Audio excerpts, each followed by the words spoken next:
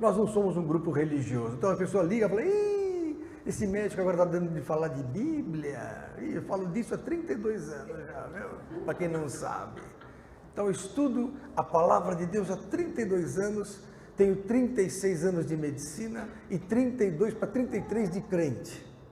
Agora, no final do ano, vim do mundão, vim de tudo que não presta, né? Sabe como é que é, né? Profundo das trevas, né? E Jesus me libertou, e há 33 anos que eu sou convencido que esse é o caminho. E Deus só me abençoa na minha vida médica, na minha vida profissional, vida espiritual, vida familiar, tudo. Então não há outro caminho. Jesus é o caminho. Ah, mas os crentes, esquece o que você vê de errado. Olha para cima. A Bíblia fala, olhando para Jesus, autor e consumador da fé. Temos que olhar para Jesus e entender a palavra. Então estamos aqui para estudar a palavra. Fala-se muito de Bíblia, mas poucos conhecem a Bíblia.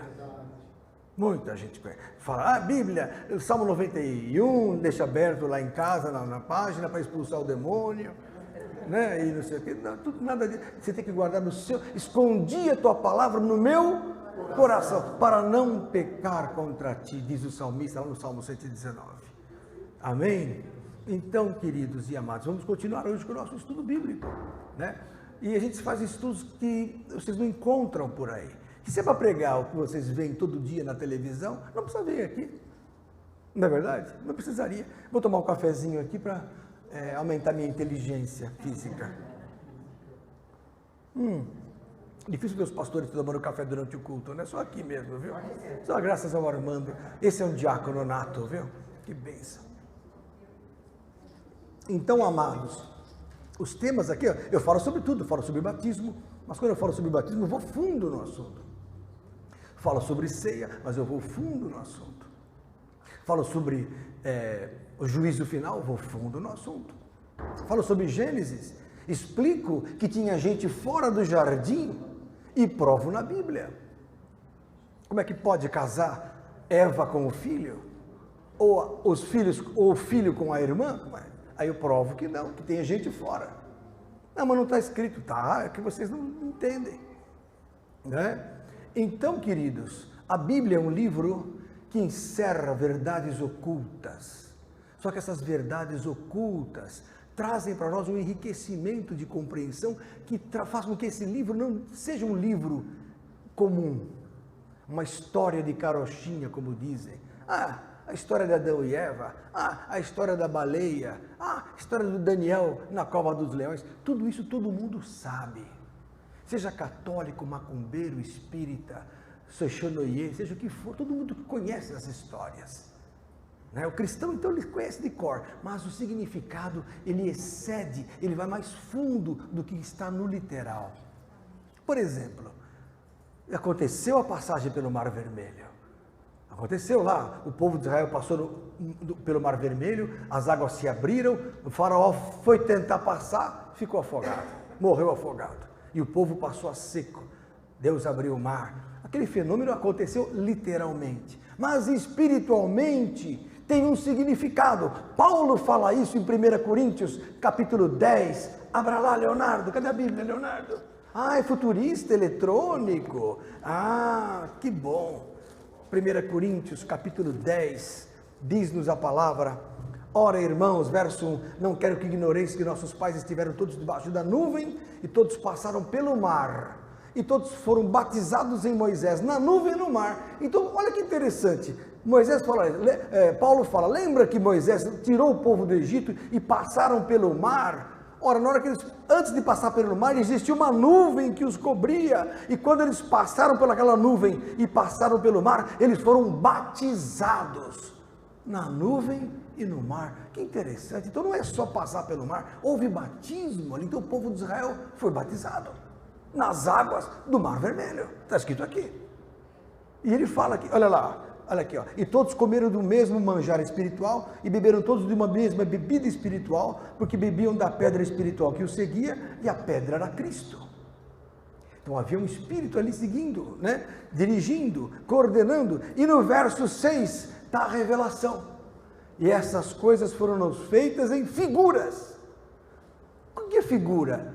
É uma figura, é um enigma, é uma metáfora, é uma parábola. Aconteceu, mas significa também, por exemplo, o povo passando pelo Mar Vermelho.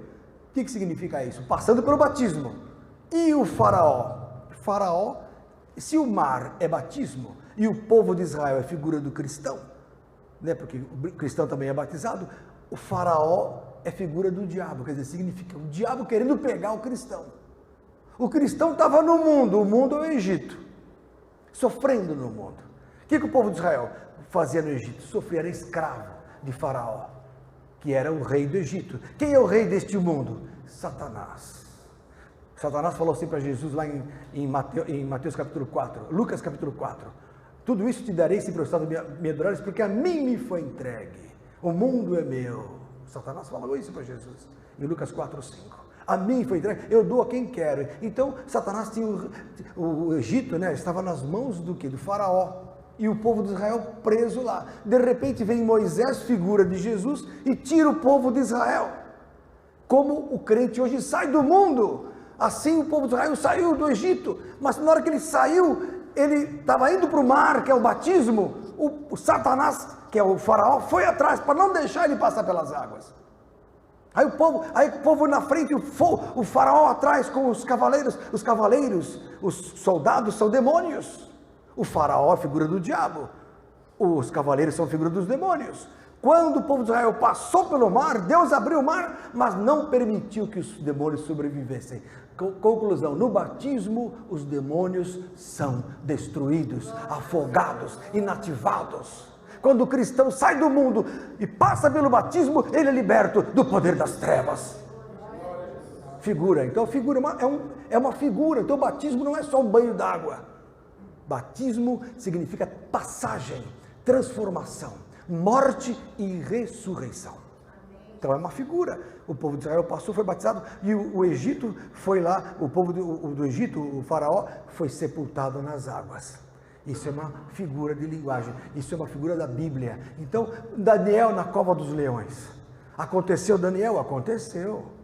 Mas também é uma figura. Daniel é figura do cristão, da alma do crente. O leão, a caverna lá onde estão os leões, né, é a situação difícil, são as tribulações. O leão são os demônios que querem afligir a alma do crente. Quando o cristão entra em luta, ele vai para a cova. Aí Dario, que é figura de Cristo, fica intercedendo lá de fora, querendo que ele não seja pego. E o que acontece? Se há inocência no cristão, o anjo do Senhor, que é figura do Espírito Santo, vai lá e fecha a boca do leão. Aí o Dario foi lá de manhã e falou: ô Daniel, você está aí? Poderia ser que o teu Deus, a quem tu serves de dia e de noite, tenha te livrado da boca do leão? Aí Daniel falou: ó Deus, vive para sempre, ó Rei, vive para sempre. Meu Deus que eu sirvo, viu inocência em mim e tapou a boca dos leões. Aí o que Dario fez? Dario é figura de Jesus, tirou Daniel da cova. Então o choro pode durar uma noite, diz o Salmo, mas a alegria vem pela manhã. A alegria é quando Jesus tira o peso da tua vida, tira a pedra de cima da tua cova, tira a tua alma da cova, tira a tua alma dos leões e vai jogar quem lá? Infelizmente, os teus inimigos. Porque os inimigos que acusavam Daniel, foram eles que foram para a cova e foram comidos pelos leões. Então é uma figura bíblica. E assim foi. Vimos muitas figuras aqui. Caim, Adão, todas figuras. Aconteceram, mas Deus traça um significado oculto, um enigma. Lá no Salmo 78, já li 1001 vezes isso aqui. Salmo 78, abra lá, Leonardo. Mas o Leonardo nunca ouviu, então ele precisa ouvir. Salmo 78, abra lá, diga glória a Jesus. Amém. O povo que não está assistindo a Marina está me vendo, daqui a pouco entra no ar os que saíram da Marina. Meu Deus, não, porque agora está na moda assistir no Jornal Nacional a disputa dos candidatos. Sempre a mesma ladainha, desculpa, a mesma palhaçada. Cada 4 anos é isso, o show. Vai tomar cafezinho no bar, comer pastel na feira, é absurdo. Por que eles não comem pastel durante o mandato? Não é verdade? Quem falou? Agora caça pobre. Gênesis 4, mesmo depois do mandato, comia. Verdade. Salmo 78. Olha o que está escrito na Bíblia. Verso 1. Escutai a minha lei, povo meu. Inclinai os ouvidos às palavras da minha boca. Abrirei a minha boca numa parábola. Então Deus abre a boca dele numa parábola, num enigma. Olha aqui, ó. Proporei enigmas. Olha só, Vanderleia. Proporei enigmas da antiguidade. Esse é seu amigo, como é o nome dele? Thales. Nossa, é o Thales Roberto, não? Não é o Thales. Conhece o Thales Roberto? Olha, e você frequenta alguma igreja? Não. Que maravilha, não frequenta igreja? Amo os frios. Amo quem não frequenta. É verdade. Jesus falou, oxalá foras frio ou quente, o morno é tirado. O frio assim, não está na igreja, está melhor que tudo. Porque agora você vai entrar numa igreja, vamos dizer assim, racional. Você vai gostar. Que hoje, infelizmente, não tem essa palavra por aí. A grande parte hoje não é essa visão racional, entendeu? Então, olha só, escutai a minha lei, abrirei a minha boca numa parábola, proporei. Então, Deus faz o que, pirata? Propõe enigmas da antiguidade. Deus propõe enigmas da antiguidade. Deus quer o quê? Massa encefálica. Deus quer que nós raciocinemos e entendamos as parábolas, as figuras do Velho Testamento, velho e novo. O novo é o fundamental, porque Jesus falou a nova aliança, né? Esse é o Novo Testamento, é o cálice da nova aliança, nova e eterna. Agora, o Velho Testamento são figuras para o futuro. Então, olha aqui, ó, Deus nos propõe enigmas da antiguidade, os quais temos ouvido e sabido, e nossos pais não os têm contado, não os encobriremos aos seus filhos, mostrando a geração futura, que é essa geração, os louvores do Senhor, e assim como a sua força e as maravilhas que fez. Hoje, a parábola que vamos estudar. Letícia, por que você está tão longe? Você brigou com seu marido? Por que você está tão longe? Ah, mas não tem problema, pode arrumar um lugar por aqui, ó. Tem lugar aqui, vem aqui na frente. Vem aqui na frente, senta aqui, ó. Isso é reservado desde a fundação do mundo. Não, quem senta aqui geralmente é a Super Nani, só que a Super Nani hoje está no interior dando palestra, ela já me falou. E ela mandou dizer que o filho dela, que tinha um problema sério, foi curado graças a orações da igreja. É a Super Nani mesmo, a Cris Poli. A Cris me ligou e falou, Lenilton, está curado, meu filho. Então, glória a Deus pela nossa oração. Só não está hoje porque está dando palestra. Está aí, ó. Letícia, senta aqui, de castigo. Com o titio. Fica na frente do titio aqui. Glória a Deus, né, linda? Então, hoje nós vamos estudar o quê? Jonas e a baleia. Mas a gente dá sempre um florido bíblico. Sempre explicando o porquê das coisas. Então, abra lá em Jonas, capítulo 1. Chegou nosso maestro Mor. Olha lá, chegou o maestro. Que bom. Maestro é crente desde a infância. Glória a Deus, crente do berço. Não é que nem o Lenilton que veio das trevas. Do Birosca. Terrível. Só Deus. Lembra do Birosca, não? Da Lilian Gonçalves, lá no centro da cidade. A gente ia lá. Os artistas iam lá. Deus me livre, que loucura. Vamos lá, queridos. Diga glória a Deus. Parábola de Jonas. Eu vou ler rapidamente o capítulo 1 para vocês entenderem. É uma história fantástica, já conhecida, mas os detalhes são interessantes para entender a figura. Entenderam? Que representa Jonas. Então eu vou ler para vocês. Veio a palavra do Senhor a Jonas. A palavra Jonas significa pomba. É Yoná em hebraico, significa pomba. Filho de Amitai. Amitai em hebraico é fiel. Interessante. Então, Jonas, filho de Amitai, dizendo, veio a palavra do Senhor dizendo, levanta-te, vai à grande cidade de Nínive e clama contra ela, porque a sua malícia subiu até mim. Então você vê que o problema do homem é a malícia. Malícia é a maldade, né? É o mau pensamento, é a inclinação maligna, a sensualidade, né? A mentira, a malícia. A malícia subiu até Deus e Deus falou, vai para Nínive, Jonas, e fala que vou destruir a cidade, por causa da malícia. E Jonas se levantou para fugir de diante da face do Senhor. Jonas falou, não estou afim não, de ir para Nínive, não vou não, vou fugir. Então olha, ele levantou para fugir, então ele se levantou para fugir de diante da face do Senhor para Tarsis, e para outro lado, né? E descendo a Jope, olha que interessante, Jonas desceu a Jope, achou um navio que ia para Tarsis, pagou, pois, a sua passagem e desceu para dentro dele, segunda descida, para ir com eles para Tarsis, de diante da face do Senhor. Mas o Senhor mandou ao mar um grande vento e fez-se no mar uma grande tempestade, e o navio estava para quebrar-se. Me arrepia quando falo em navio, que já lembra do pirata. Tá aqui o pirata. Pirata. É um pirata, olha aqui, ó. Levanta, pirata, para nós ver. Levanta um pouquinho. Pirata. Obrigado. Pode sentar.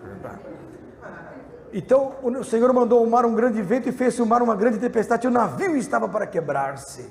Então temeram os marinheiros e clamava cada um ao seu Deus, e lançavam no mar as fazendas que estavam no vazio, para o aliviarem do seu peso. Jonas, porém, desceu de novo, a terceira descida, aos lugares do porão, e se deitou, e dormia um profundo sono. E o mestre do navio, capitão, né, chegou-se a ele e disse-lhe, que tens, dormente? Levanta-te, invoca o teu Deus, talvez assim Deus se lembre de nós, para que não pereçamos. E dizia a cada um ao seu companheiro, vinde e lancemos sortes, para que saibamos por que causa nos sobreveio este mal. E lançaram as sortes, e a sorte caiu sobre Jonas.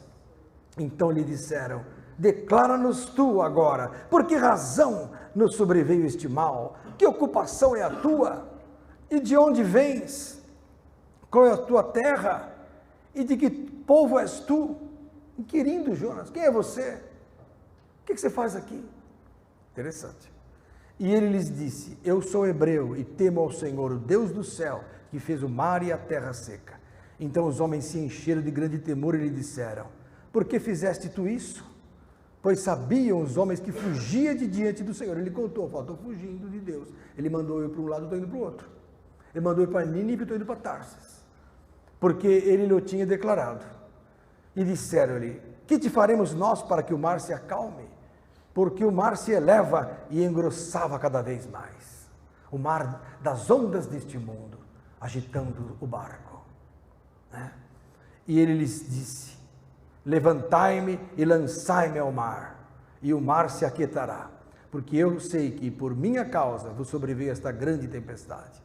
Entretanto os homens remavam, esforçando-se por alcançar a terra, mas não podiam, porquanto o mar se ia embravecendo cada vez mais contra eles. As pessoas remam e não conseguem chegar a lugar nenhum. Assim estava aquele pessoal do navio, do barco, remando e não saindo do lugar. Cada vez mais piorando a tempestade. Então clamaram ao Senhor e disseram, Senhor, nós te rogamos, não pereçamos por causa da vida deste homem, e não ponhas sobre nós o sangue inocente. Quer dizer, lavar a mão do sangue de Jonas. Fala, não temos nada a ver com isso, porque tu, Senhor, fizeste como te aprouve. E levantaram Jonas e o lançaram ao mar, e cessou o mar da sua fúria na hora. Temeram, pois, estes homens ao Senhor com grande temor, e ofereceram sacrifícios ao Senhor e fizeram votos. Deparou, pois, o Senhor, ou preparou, melhor ainda, o Senhor um grande peixe, que foi uma baleia. Naquela época os peixes eram tremendos, né? Para que tragasse a Jonas. E esteve Jonas 3 dias e 3 noites nas entranhas do peixe. O que vocês lembram quando vocês falam que Jonas ficou dentro da baleia? Professor da escola dominical. O que você lembra? Quando você fala, poxa, peixe, baleia, Jonas, o que você lembra?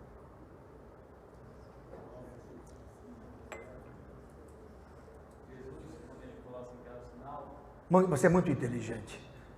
Vai dar aula com ele lá na escola dominical. Mateus, capítulo 12. Abra lá. Jesus falou isso. Mateus 12, verso 38. Então alguns dos escribas e dos fariseus tomaram a palavra dizendo: Mestre, quiséramos ver da tua parte algum sinal. Quer dizer, a turma quer ver sinal, até hoje, né? Essa igreja é boa mesmo, eu quero ver sinal, quero ver o paralítico andar, quero ver os milagres acontecendo, quero ver. A turma quer ver sinais, né? Aí Jesus falou assim, ó, ele respondeu: uma geração má e adúltera pede um sinal, porém não se lhe dará outro sinal, senão o do profeta Jonas. Olha aí, ó. Pois como Jonas esteve 3 dias e 3 noites no ventre da baleia, olha aí, ó, assim estará o Filho do Homem 3 dias e 3 noites no seio da terra. Os ninivitas ressurgirão no juízo com esta geração e a condenarão, porque se arrependeram com a pregação de Jonas. E eis que está aqui quem é mais do que Jonas. Jesus se compara com Jonas. Fácil. Então Jonas é figura de quem? De Cristo. Não é? Jonas é figura de Cristo. Ah, mas como? Por quê? Jonas, a palavra Jonas já é pomba. E Jesus foi batizado com o Espírito Santo em forma de pomba. Quando o Espírito desceu em Cristo na forma de pomba, o que aconteceu? Deus falou assim: este é meu filho amado, hoje te gerei. Na original hebraica, em Lucas 3 está assim, mas na nossa tradução está: esse é meu filho amado em quem me comprazo. Está certo, não tem problema, é a mesma coisa. Então Jesus foi gerado filho de Deus no batismo do Espírito. Você é gerado filho de Deus quando o Espírito Santo entra em você. Porque o Espírito é o Espírito de Cristo entrando em você, fazendo de você filho de Deus. Todos são guiados pelo Espírito Santo, esses são filhos de Deus. Onde é que está isso? Romanos 8, muito bom, verso 14. Sabe tudo esse homem? É um apóstolo, o que eu posso fazer? É um apóstolo entre nós. É o mais alta autoridade presente, é verdade. Romanos 8, 14. Então, amados do Senhor, Jonas era figura de Cristo. E mais, ele era filho de quem? De Amitai, que significa fiel. E Deus é fiel. Fácil. Então está provado que Jonas era filho de Deus, que era figura de Cristo. Então o que aconteceu? Quando Jonas, deixa eu virar aqui que às vezes temos textos que eu preciso lembrar. Quando Jonas desceu para pegar o navio, ele desceu 3 vezes. Ele desceu para Jope, ele entrou no navio descendo e desceu de novo para dormir. Isso me lembra quando Jesus saiu da glória, desceu, se tornou homem. Uma vez como homem se tornou servo. Uma vez como servo se aniquilou a si mesmo, tendo morte de cruz. Onde é que está isso? Filipenses capítulo 2, abra lá, olha como a gente vai entendendo a Bíblia. Filipenses 2, glória a Deus. Qualquer dúvida, pare e levanta a mão. E quem estiver aí em casa, manda no WhatsApp, não, como é o nome esse negócio aí? Facebook, isso. Antigamente não existia nada disso, todo mundo vivia, viu? Tudo normal. Filipenses 2, vivia para Jesus. Hoje a distração dos meios de comunicação é grande, e a pessoa ora menos, lê menos a Bíblia. O crente hoje sabe menos a Bíblia do que 20 anos atrás, e do que 40 anos atrás. Por quê? Porque é muita informação para ser assimilada. Eu tenho que curtir as imagens dos meus amigos no Facebook ou no Instagram. Eu preciso ver o que está fazendo a Daniela agora, o que está fazendo agora o Marcos. Ai meu Deus, será que o Adriano saiu hoje, vendeu o imóvel e fica uma fofocaiada na internet? E Bíblia que é bom, nada. Bíblia que é bom, nada. Big Brother. Agora eu estou indo para a cozinha, a minha cozinha. Agora eu vou... Não, que é isso? Então viva a sua vida. Fuxico gospel, uma papagaiada satânica dentro da igreja. Mas graças a Deus vocês estão fora disso. Vocês são apaixonados por Jesus. Isso aqui precisa. Amém? Então Filipenses capítulo 2, a partir do verso 5, diz o seguinte: de sorte que haja em vós o mesmo sentimento que houve também em Cristo Jesus, que sendo em forma de Deus, não teve por usurpação ser igual a Deus, mas aniquilou-se a si mesmo, tomando a forma de servo. Então não teve por usurpação ser igual a Deus, ele deixou a glória, primeira descida. E aniquilou-se a si mesmo, tomando a forma de servo, fazendo-se semelhante aos homens, segunda descida. E achado na forma de homem, humilhou-se a si mesmo, sendo obediente até a morte, e morte de cruz. Quer dizer, não bastasse ser servo e homem, teve a pior morte que existe, a morte por exposição nua numa cruz. A morte mais humilhante que existe. 3 descidas. Jesus desceu uma vez, desceu outra vez, desceu de novo. 3 descidas. Como Jonas desceu 3 vezes, Jesus desceu 3 vezes também. Interessante isso, não, irmãos? E Jesus estava dormindo. O dormir, na Bíblia, o que significa dormir na Bíblia? Morrer, pode ser descanso.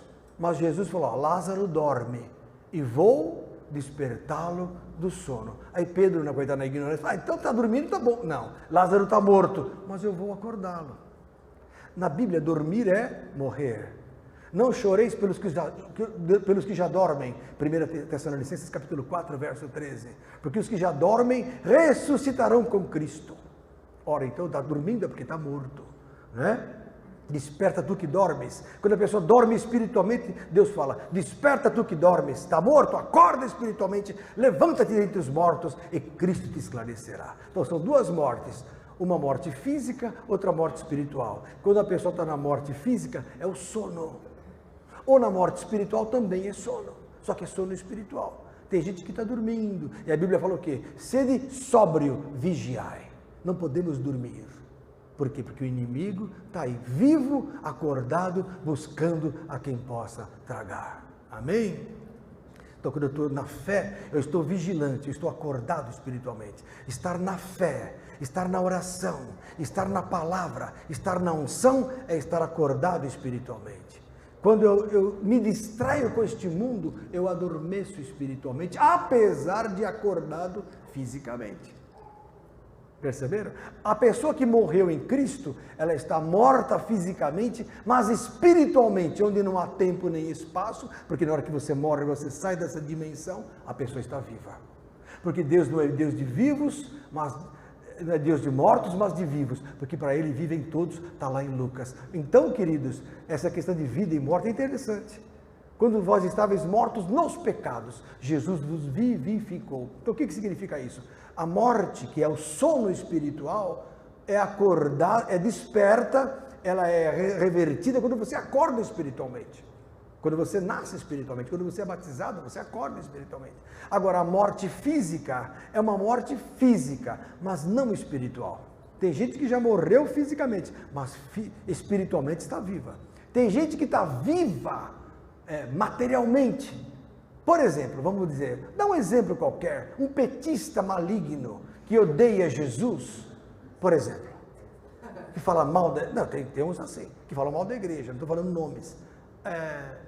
Está morto espiritualmente, apesar de acordado. Quando ele se converter e cair em si, ele acorda espiritualmente e morre para esse mundo. Quando a pessoa nasce para Deus, ela morre para o mundo. É engraçado isso, não? É o contrário. Entenderam, queridos? Então Jesus, quando entrou no barco, Jonas, quando entrou no barco, foi dormir. Então Cristo morreu. Morreu, certo? Para que pudesse ser lançado, para poder salvar aquele barco. O barco de tantos tripulantes que estavam ali, perecendo, tentando remar e não saindo do lugar. Fala, irmão. Aquela passagem da Santa Ceia, quando fala muitos fracos, muitos doentes e muitos que dormem. Isso. Então a pessoa ela pode estar dentro da igreja. Dormindo. Isso. Estar morto espiritualmente. Morto espiritualmente. Então está na igreja, mas está assim. Ai, não vejo a hora de chegar em casa e ligar pornografia. Está morto espiritualmente. Ai, não vejo de chegar em casa e ficar trocando mensagem com aquela amiga do trabalho. Está morto espiritualmente. Ele pensa que está vivo. Percebeu? Ou então, não aguento mais essa igreja, não sei o que eu estou fazendo aqui. Está morto. Ele está lá, não vejo hora de... Toda pessoa que fala assim, não vejo hora de acabar o culto, não nasceu espiritualmente.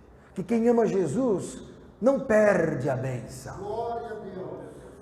Eu, quando era pequeno, era cego, ia na igreja católica, que meus pais eram católicos, eu ficava lá, mascando chiclete, olhando, olha que hora vai acabar isso aqui, eu já ia embora. Era assim. Quando eu conheci a Cristo, falei, já acabou o culto. Que maravilha, Deus é real. Comecei a ouvir essa palavra, falei, meu Deus, tem nexo a Bíblia. Não é aquela história boba que a turma fala, não, tem nexo. Tem integridade, tem integração, tem harmonia do começo ao fim. Por quê? Porque é o mesmo Espírito que escreveu a Bíblia, inspirando homens diferentes. Quantos homens escreveram a Bíblia? 40, durante milhares de anos, do ano 1600 até quase 2000 anos, até o ano 200, 300, porque foi completo com os livros apócrifos, que não entraram na Bíblia. Mas o último livro, que foi o livro de João, Apocalipse, foi escrito no ano 96, depois de Cristo.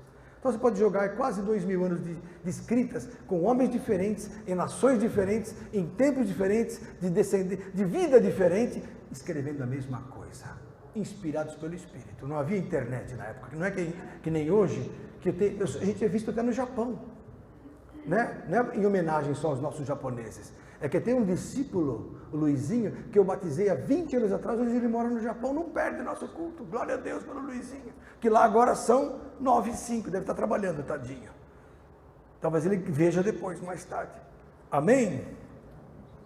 Glória a Deus.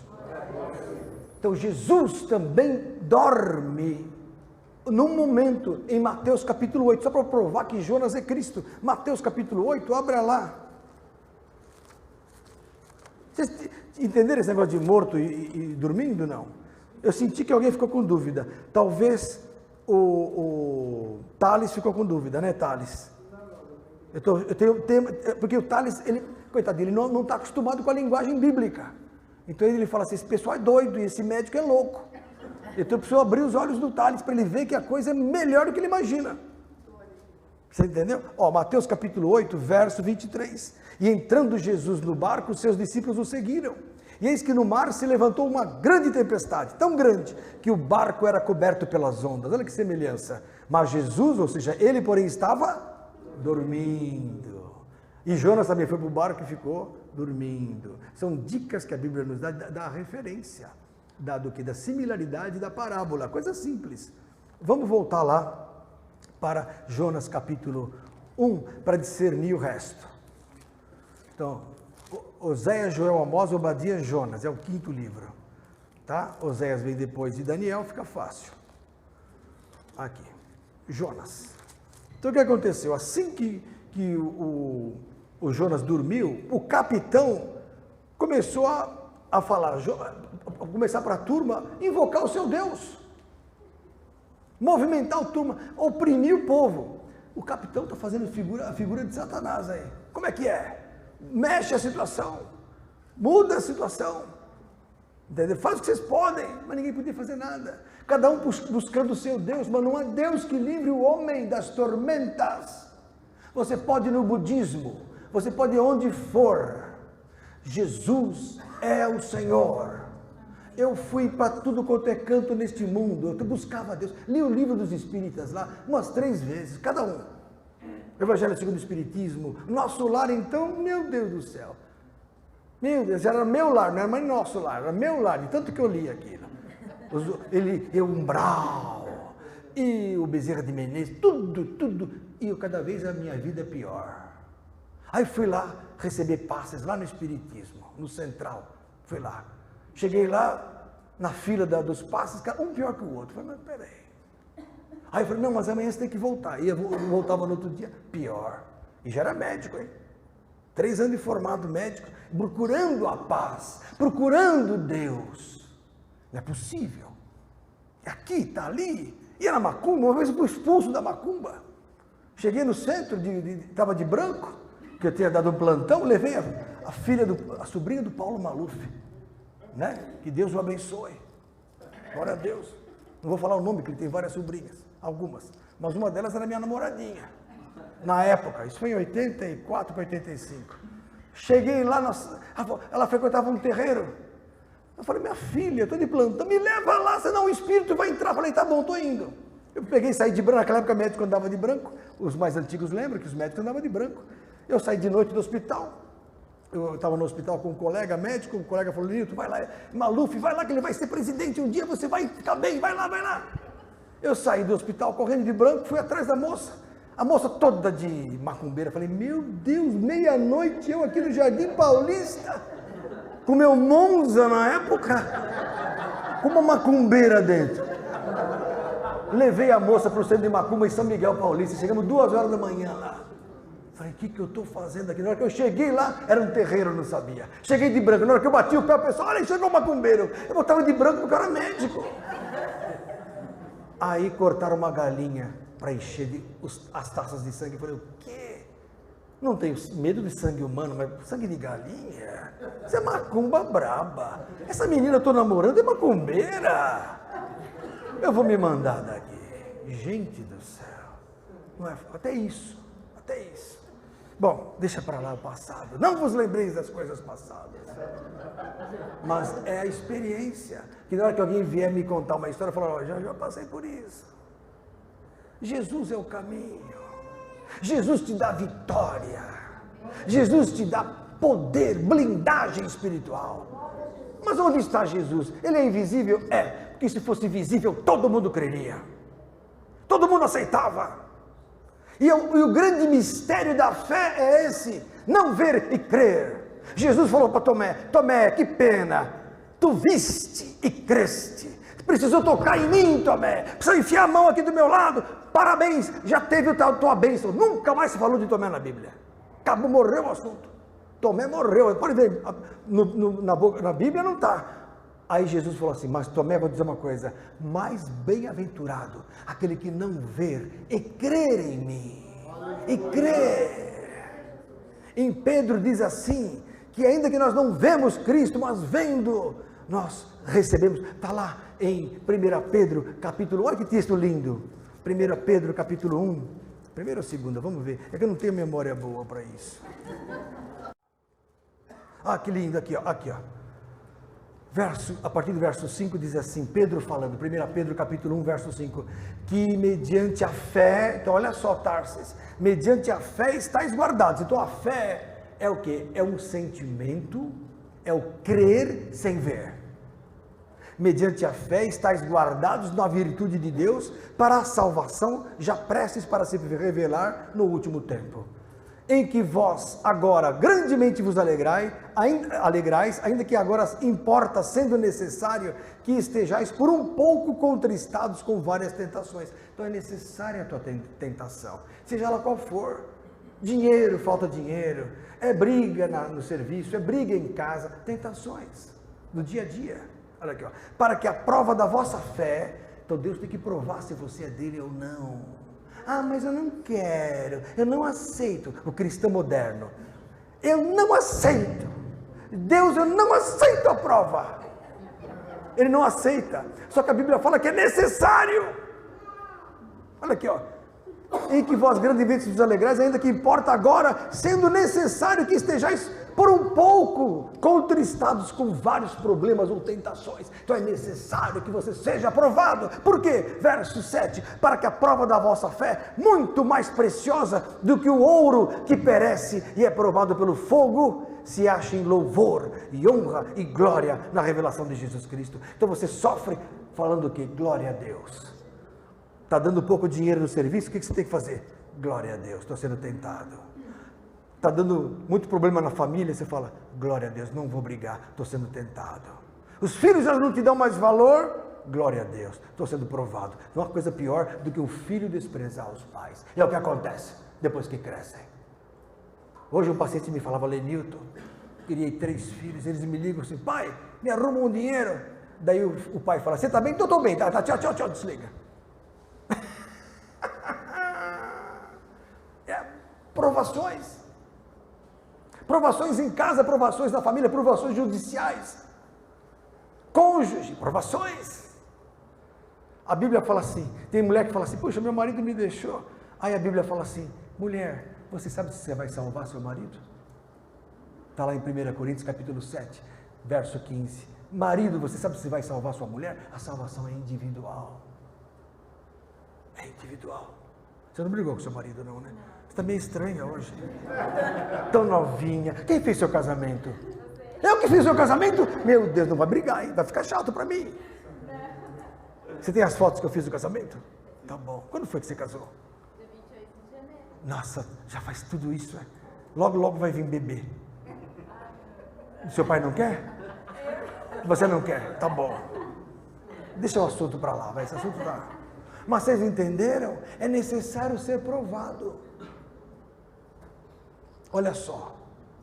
Para que a prova da vossa fé, muito mais preciosa do que o ouro, seja achado então em louvor, honra e glória. Então, quando você é provado, você tem que estar em glória a Deus. Aí Deus fala para o Satanás: esse é meu, essa é minha. Está sendo provada, está dando glória, está louvando, está honrando a Jesus. Está aqui, ó. Por quê? Verso 8: ao qual, quer dizer, a Jesus Cristo, não havendo visto, olha aqui, Tarsis, Tarsis é o caminho do... Ao qual não havendo visto, a mais. Então você ama Jesus sem ver.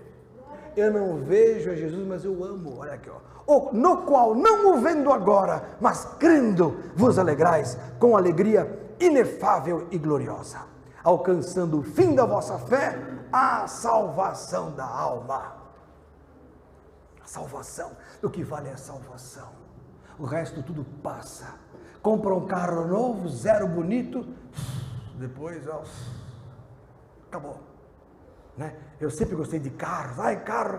Hoje, ó, nem ligo mais. Silvinha, minha esposa, falou: precisa lavar os carros. Eu falei: nossa, 15 dias já. Precisa lavar. Normal. Nós somos assim. A vida, tudo passa. Tudo é ilusão. Mas aquele que faz a vontade de Deus permanece para sempre. 1 João, capítulo 2, abra lá. 1 João, capítulo 2, olha aqui, ó, verso 15. Ai, mas pastor, o senhor está sendo muito duro para nós. Se eu soubesse, ficaria assistindo aquela novela, sei lá o nome dela. Como é que é o nome? Sei lá. Não assisto. Verso 15. Não ameis o mundo, 1 João 2,15, nem o que no mundo há. Se alguém ama o mundo, o amor do Pai não está nele. Não significa que você não possa ir no shopping. Não significa que você não possa comer uma boa pizza. Não. Não significa que você não vai passear com a tua família. Não. Não ame as coisas do mundo. Tem gente que ama tanto o Corinthians que fala assim: não vou perder o Corinthians para ir na igreja. Isso é um amor ao mundo. Não posso perder. E depois fala que eu sou fanático. Na verdade, tem gente assim que é fanática pela coisa. Por causa de um quadro, paga milhões, porque eu sou fanático pelo quadro. Tudo bem, é legal, mas não ame o mundo. Olha aqui, ó. Se alguém ama o mundo, o amor do Pai não está nele. Que nem dinheiro. Eu posso ter dinheiro, ganhar dinheiro, mas não posso amar o dinheiro. Se o dinheiro está no coração, é um problema. Ele tem que estar no bolso, tudo bem. E do bolso ele sai para o que precisa e acabou. Sai, volta, mas não entrar no coração. No meu coração tem que ser de Jesus. Porque tudo que é no mundo, verso 16, a concupiscência da carne, que é o desejo da carne, a concupiscência dos olhos, que é o querer ter. A pessoa vê, vai para o shopping: essa sandália bordô não tenho. Mas você tem umas 30 em casa, mas essa aqui não tem. Falta essa bordô com lacinho preto. Fala, Vinícius.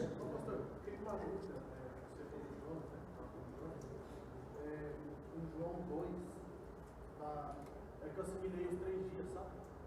Os 3 dias, com esse aqui, João 2, ele vai esse tempo, em 3 dias eu levantar isso.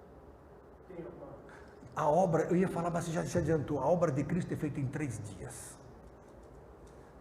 São 3 anos. Cada dia é um ano. Ezequiel 4:4. Um dia te dei por cada ano. Então a obra de Deus é em 3 dias. Quando a Bíblia fala que é primeiro dia, segundo dia, terceiro dia. Jesus veio, no terceiro dia ele voltou à figueira, não tinha dado fruto. Ele falou o quê? Seca-te. Ele ficou 3 anos com o povo de Israel.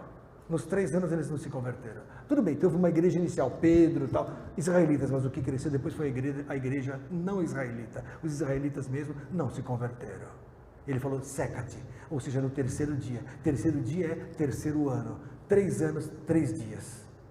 Jonas demorou, quando chegou em Nínive, já se adiantou.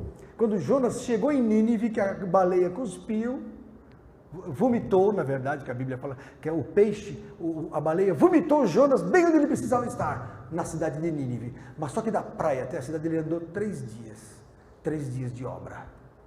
Chegou lá, tinha 120 mil pessoas. 120 pessoas ficaram para o batismo no Espírito Santo. 40 dias Jonas pregou. 40 dias foi o tempo que Jesus ficou depois de ressuscitado. Você me adiantou. Pronto, estragou. Não vai pregar. Acabou tudo. Você entendeu? Deixa eu acabar. Até Nínive. Você vai ler, vou ler, mas vocês não deixam. É que eu estou pregando pelo Espírito. Cada um fala uma coisa. Ó, deixa eu acabar. Ó. A concupiscência dos olhos e a soberba da vida não é do Pai, mas do mundo. Isso vocês não querem ouvir, né? Vocês querem ouvir negócio de Jonas. Mas, ó, concupiscência da carne, querer sentir. Eu gosto de comer, eu gosto de curtir, eu gosto de fumar, eu gosto de beber, eu gosto de... que não presta. Sexo. Não é que não presta, fora do casamento é problema. Ah, mas é gostoso. Voar também é bom. Você atira do prédio, você vê. Tem coisas que são perigosas. Sexo no casamento é uma bênção, fora do casamento é problema. Ah, mas eu quero sexo. Case. 1 Coríntios, capítulo 7. É melhor casar do que abrasar-se. Que nem, desculpa, eu posso falar porque o Papa Francisco está falando, é que nem os padres. É um tal de pedofilia para lá e para cá, porque não casa, que nem os pastores. Desculpa. É um tal de pedofilia para lá e para cá. São milhares de pedófilos. Milhares. É todo dia o assunto. Estados Unidos é campeão de pedofilia, Irlanda, Inglaterra, países de primeiro mundo, pedofilia. Para com isso, casa, meu. Jesus não proibiu o casamento. Eu vi uma reportagem essa semana.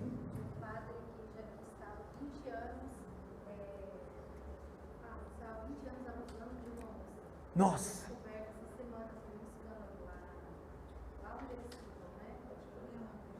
No Vaticano.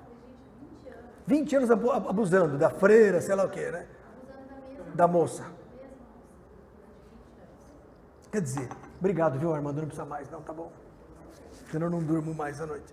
Então, olha só. Por que não casa? Casa. Ah, mas a igreja não permite. Então a igreja está contribuindo para a pedofilia. A católica vai responder lá em cima. Então é melhor casar do que abrasar-se. A Bíblia fala isso. Ah, mas é sacerdote. Bom, se não tem o dom, não casa. Não assuma o sacerdócio. Vai casar. Percebeu? Melhor casar do que abrasar-se. Então, concupiscência da carne é isso, é sentir.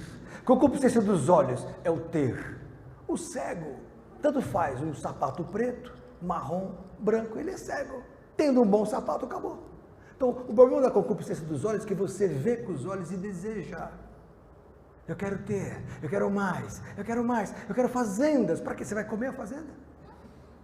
Não é verdade? É o querer ter. Então, querer sentir, querer ter. E o terceiro problema do homem, soberba da vida, é o querer ser. Não, porque eu sou. Não, porque eu tenho uma faculdade, eu tenho que ter 3 faculdades, eu tenho que ter 10 faculdades. Não, porque eu sou mais que aquilo, eu estudei mais. Eu sou mais, eu sou melhor, eu sou mais forte, eu sou o melhor. Sou bodybuilder e tal. E tomo hormônios e tal. Ainda que eu fique impotente. Desculpa, é verdade, não é assim. Eu como médico posso falar que acontece de vez em quando. Você não, né, pirata? Você não liga para isso, graças a Deus. Mas é verdade. Então, querer ser. Eu querer ter, sentir e ser. Eva, quando viu a fruta, a serpente falou, bonita a fruta, né? Querer ter. É gostosa. É boa, vai dar entendimento, que bom. Vai te fazer que nem Deus, querer ser. Querer ter, querer sentir e querer ser. Quando o diabo ofereceu para Jesus os 3 tentações, falou, Jesus está com fome? Come o pão. Querer sentir. Você precisa comer. Barriga está doendo? Come. Querer sentir. Aí Jesus, olha o mundo lindo, tá vendo? Todas as maravilhas do mundo, eu vou te dar, Jesus. Tudo isso é teu, se prostrado me adorares. Querer ter. Jesus foi tentado no querer sentir, no querer ter e no querer ser. Jesus, está escrito que você vai dar ordem aos anjos, eles vão se sustentar. Então vamos lá no templo e voa de lá, que você vai ser seguro. O povo quer ver maravilhas, Jesus. O povo quer ver sinais. É o querer ser. Você é o bom Jesus. E Jesus falou aqui para Satanás: para trás de mim, Satanás. Só o Senhor teu Deus adorarás. Você não pode se encantar com o querer ser, querer ter e querer sentir. Por quê? Todas essas coisas são não é do Pai, mas do mundo. Verso 17, e o mundo passa, estou acabando 1 João 2, e o mundo passa, e a sua concupiscência, que é o seu desejo, tudo passa, mas aquele que faz a vontade de Deus, permanece para sempre. Então está aqui a resposta. É que você chegou tarde, Vanderleia, mas eu tinha respondido. Por que 60 anos definem a eternidade? Porque não muda. Se o coração se enquadrou em Deus com 50, vai ficar eternamente com o coração em Deus, firme. Se enquadrou com 20, pode viver mais 50, pode viver mais 100, pode viver mais 1000. Não muda nada. A eternidade já está ganha como para Ele. Por quê? Porque para Deus não há tempo nem espaço. Essa grandeza material do tempo e do espaço da terceira dimensão é nossa, é da carne, é do mundo. Agora nós temos uma alma que ligada ao Espírito de Cristo se torna atemporal, porque entra na eternidade. Quando você morre, você entra já no futuro, você sai do tempo. Então na hora que você falece, você acorda lá na frente, para a ressurreição. Ah, mas não dá para entender. Não dá para entender porque a tua mente está presa na linearidade da terceira dimensão. Nas 3 linhas que compõem a nossa dimensão material. Mas no mundo espiritual, você sai do tempo e do espaço. Por isso que a Bíblia fala que existem 2 eternidades. Uma eternidade anterior, aí vem a linha do tempo, depois vem a eternidade posterior. De eternidade a eternidade, tu és Deus. Agora você entendeu por que de eternidade a eternidade, tu és Deus. São 2 eternidades. Uma anterior ao tempo, aí Deus criou o tempo e fez nele o homem. O homem foi feito do nada, do barro. O que é o homem? Nada. Lá em Eclesiastes capítulo 3 fala que o homem natural é que nem os animais. Do 18 em diante. Assim como morre um, morre o outro. O que respira um, respira o outro. O que come um, come o outro. Tanto é que os ratinhos, os gatinhos, os cachorrinhos são todos da mesma biologia do ser humano. Você testa em animais os medicamentos e depois dá para o homem. E funciona. Você dá o mesmo antibiótico do ser humano, você dá para o cachorro. Você dá para o gato, você dá para todo mundo. Para o cavalo. Tanto é que nas academias, os fisiculturistas usam o que? O hormônio de cavalo. Não é verdade, gente? Que vocês que trabalham... Quem é que frequenta academia aqui? Vocês não frequentam academia. Mas não é isso? O pessoal toma injeção de cavalo. Porque o homem é um animal. Mas ele sai disso quando ele se torna de Jesus. Quando ele recebe o Espírito de Cristo, ele entra numa outra dimensão, acima desta. Não é inteligível pelos homens naturais. Guarda o que eu vou falar. Abra lá, Vanderleia, em 1 Coríntios, capítulo 2, verso 14. Essa é por Tales que está conosco. 1 Coríntios 2. E qualquer dúvida, fala com o pastor Lenilton. O homem natural, o homem normal, esse homem normal que me assiste, o homem que não frequenta a igreja, o homem que tem uma vida normal, que cursa a aldeia global, que lê o jornal, foi criado numa escola normal, tem uma família normal, um raciocínio normal, ama a cultura, ama as artes, tem uma formação educacional com geografia, história, inglês, português, matemática, né? Geometria, física, química, biologia, normal, um homem normal. O homem normal, natural, verso 14, não compreende as coisas do Espírito de Deus. Aí está. A Bíblia fala, não adianta, não vai compreender. Por quê? Porque elas parecem loucura para ele. Eu quando ia na igreja, era do mundão, eu tinha um cabelo assim, deixa eu ver de quem, um cabelo assim encaracolado, não tem ninguém igual ao meu cabelo aqui, na época, quando eu tinha cabelo. Não penteava aqui, nem o Fábio assim, mas era tudo redondinho. Aí eu ia na igreja, e o pessoal, aleluia! Eu falava, estão tudo louco, rapaz. Vai embora daqui. Aí fui numa outra igreja, a mesma coisa. Aí entrei numa igreja que estavam pregando o que eu prego aqui.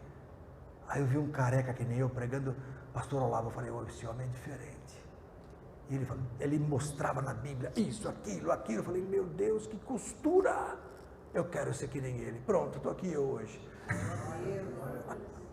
33 anos, faço 32 para 33 agora. Então, irmãos, o homem natural não compreende as coisas do Espírito de Deus porque parece loucura e não pode entendê-las. Não adianta você falar, vamos pôr na tua cabeça isso, não adianta. Porque elas se entendem, elas se discernem espiritualmente. Mas o homem que é espiritual discerne bem tudo, ou seja, entende bem tudo e de ninguém é discernido. Porque quem conheceu a mente do Senhor para que possa instruí-lo? Mas nós temos a mente de Cristo. Você só consegue ter a mente de Cristo com a palavra de Deus. Então você vindo a este culto, você hoje pode não entender bem tudo, mas na próxima semana você vai entender um pouco mais. Na outra você vai entender um pouco mais. Aí vai gerando em você um novo espírito. Um novo entendimento. O que espírito é esse? Um novo entendimento. É que nem médico. O primeiro dia que entra na escola de medicina fica feito um bobo, não sabe nada. Na hora que vê um cadáver, depois de um ano está comendo lanche em cima do cadáver. Normal. Assim é o cristão que começa a estudar a Bíblia. Ele vai compreendendo, ele vai entrando nas profundezas de Deus pelo Espírito. Aí o que acontece? Ele vai produzindo uma nova mente, um novo espírito. É o chamado novo homem, que está lá em Efésios, capítulo 4. Olha que coisa linda. Abra lá. E já vou acabar com o Jonas também, que senão vocês não acabam o Jonas hoje, o Vinícius vai ficar louco da vida. Efésios 4, olha aqui, ó. Olha aqui, ó. Efésios 4, verso 22, que quanto ao trato passado, vos despojeis do velho homem. Quer dizer, você tem que tirar fora o velho homem. A velha maneira de pensar, a velha maneira de agir, a velha e ignorante forma de ser, de xingar, de reagir. É difícil. Estava falando hoje para o pastor Fábio, pela fé, que é o nosso presbítero. Às vezes a gente leva uma fechada no trânsito e fica nervoso.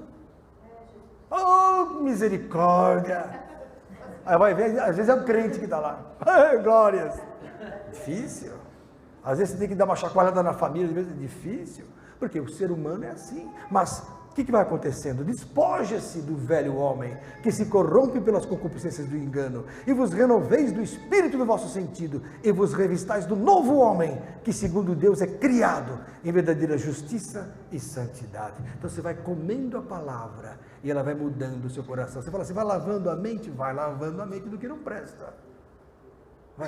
É uma lavagem pela palavra. Ah, é lavagem cerebral? É, mas para o bem, não para o mal.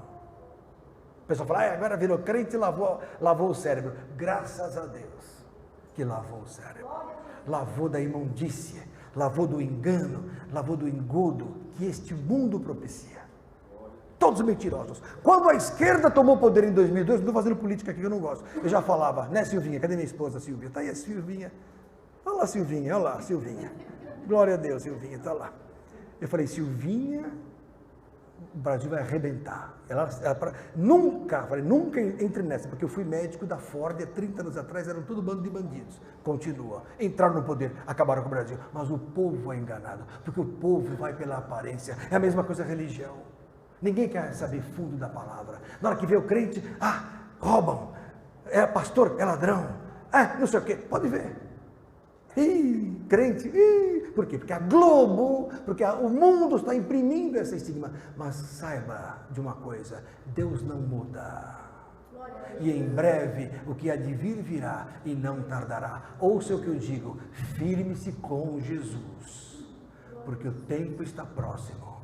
E aí que está. Poxa, mas Deus é injusto de me dar só 20 anos para me converter? Não, Ele te dá hoje para você se converter. A Bíblia fala assim, não endureçais o vosso coração no tempo que se chama hoje. Então hoje o Espírito fala no teu coração, você tem que falar, eu quero, porque amanhã você não sabe o que vai acontecer. Mas uma vez eu fui pregar em Osasco, numa igreja presbiteriana, e falei isso. Aí tinha 2 rapazes lá atrás, eles assistiram, meio assim, e saíram logo no começo do apelo. Lá fora, isso faz tempo já, estava passando um Galaxy daqueles velhões, bem arrebentado. O Galaxy não conseguiu segurar, quase atropelou um deles. Deu uma freada assim, e o rapaz bateu assim no rapaz caiu no chão, voltou. Pastor, eu quero aceitar Jesus. E quase encontrei com ele agora. precisou de uma situação dessa. Por quê? Porque ninguém sabe o dia de amanhã. Pode ser que você viva 100 anos, pode ser que amanhã você não passe. Então, hoje é o dia do Senhor. Isso está lá em Hebreus, capítulo 3, abra lá. E vou já para Jonas. Olha aqui, ó. Olha aqui, ó. Olha aqui,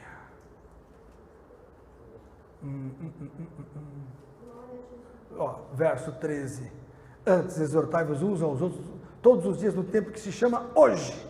Ou, quando eu falo hoje, hoje é a eternidade. Porque na hora que eu falo, eu quero Jesus, eu saio desse mundo. Entro na eternidade. Para que nenhum de vós se endureça pelo engano do pecado. Porque nos tornamos participantes de Cristo se retivermos firmemente o princípio da nossa confiança até o fim. Então, verso 7 de Hebreus 4. Outra vez, um certo dia diz, hoje, dizendo por Davi muito tempo depois, como está escrito, hoje, se ouvirdes a sua voz, não endureçais o vosso coração. Hebreus 4, 7. Não endureça o seu coração, amoleça o teu coração, porque você não sabe o dia de amanhã. Vamos acabar lá, Jonas capítulo 2, abra lá. Diga glória a Jesus. Fala. Quem falou aí? Quem chamou? Fala, Marcos.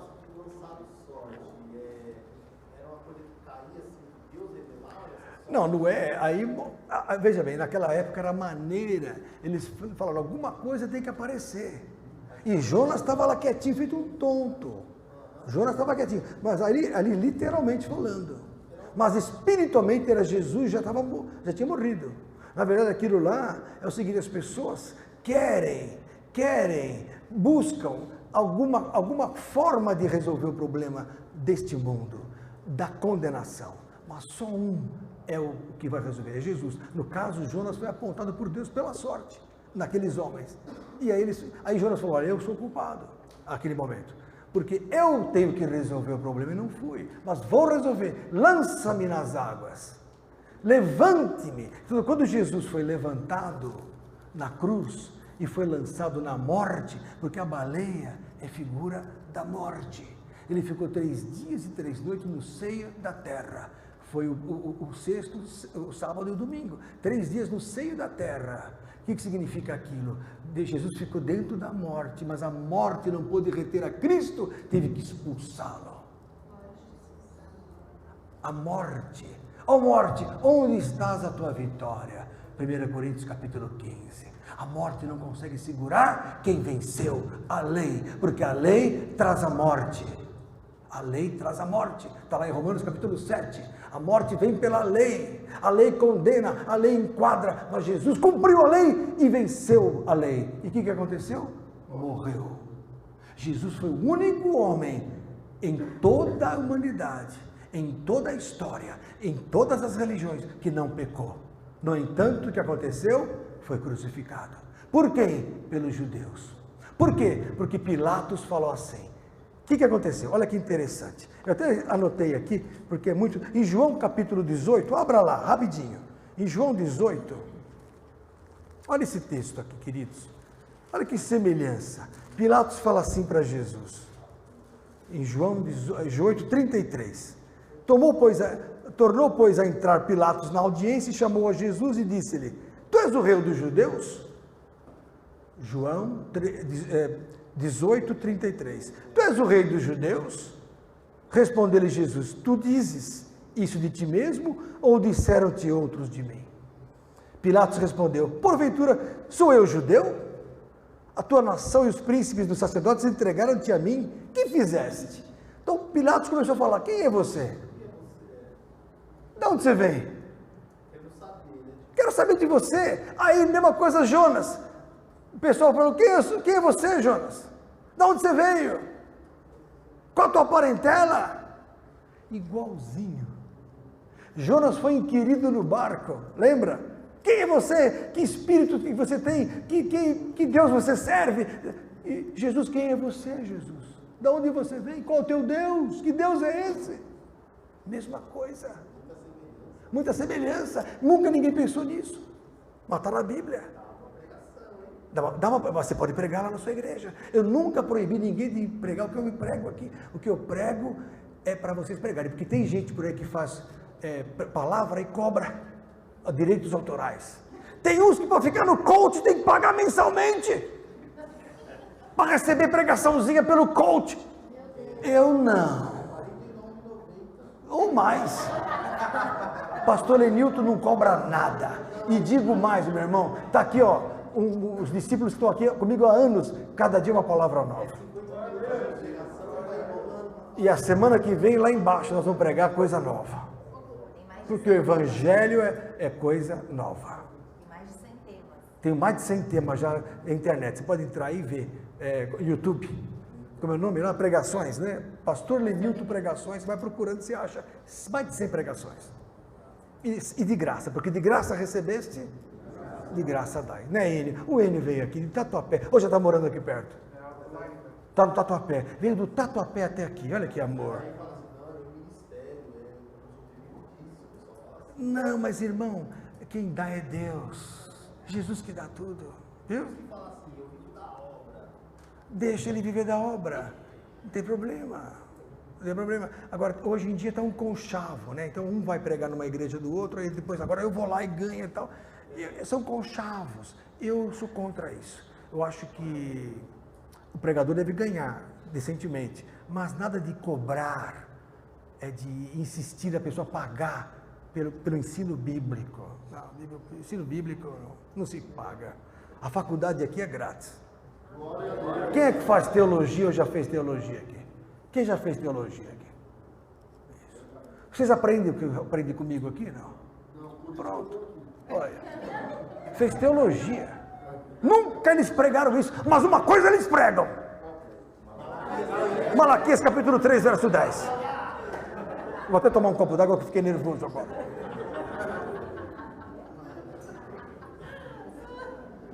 Leonardo fala assim, nunca mais volto aqui. Os meninos lá do Leonardo, o pastor Júnior, o pastor Rogério, todos eles eu vi no início. Acompanhei o início daquela igreja. Você não tinha nem nascido ainda. Começou aqui na Plenitude, na década de 90, no bairro aqui de Barueri. Tá vendo? Eu já preguei lá na época. Agora eles não me amam mais, não me chamam mais, mas glória a Deus. Não há problema. Então, irmãos amados do Senhor, olha o pastor André lá atrás, japonês também. Não é André, você? Aí, não tem outro, é você mesmo, irmão. Esse é um discípulo, é outro discípulo. Onde eu vou, ele está junto aí. Aliás, dia 15 eu vou pregar lá na Assembleia de Deus do Bom Retiro. Todos estão convidados. Sábado à noite. Amém? Quem quiser, Assembleia de Deus do Bom Retiro, 8 horas. Estaremos lá falando sobre mistérios da família. Amém? Oi. Só retornando ao que o senhor disse, o senhor falou da lei de Moisés, tem uma passagem que Jesus fala que ele não vai condenar, quem vai condenar é a própria lei. Isso. A palavra que eu vos tenho pregado, não é a lei que vai condenar, a palavra. A palavra que eu vos digo, essa de condenar, de julgar no último dia, não é que vai condenar, a palavra vai julgar. Eu a ninguém julgo, disse Jesus, mas a palavra que eu vos prego, essa é a de julgar.